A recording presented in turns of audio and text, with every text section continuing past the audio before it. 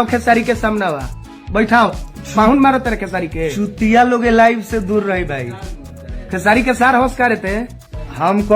नमस्कार दोस्तों, top news में आपका स्वागत है। दोस्तों जानकारी के लिए बता दें कि रोशन राज और प्रद्युमन परदेसी ने खेसारी लाल यादव को मऊगा कहा और बोला कि बॉडी बनौला से कोई छाका मर्द ना हुई। जी हाँ दोस्तों, आप लोगों ने सही सुना।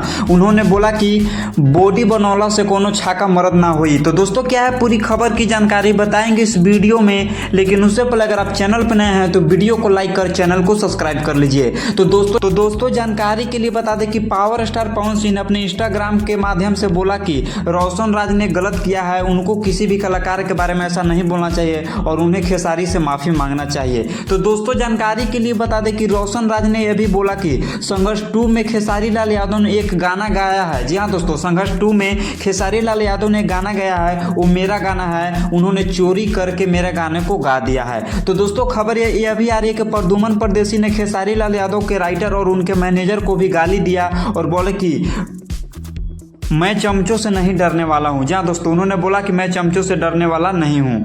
तो दोस्तों खबर यह भी आ रही है कि खेसारी लाल यादव ने प्रद्युमन परदेसी के पर्सनल व्हाट्सएप पर उन्होंने सॉरी भी बोला है कि भाई गलती से हो गया, आगे से ऐसा नहीं होगा।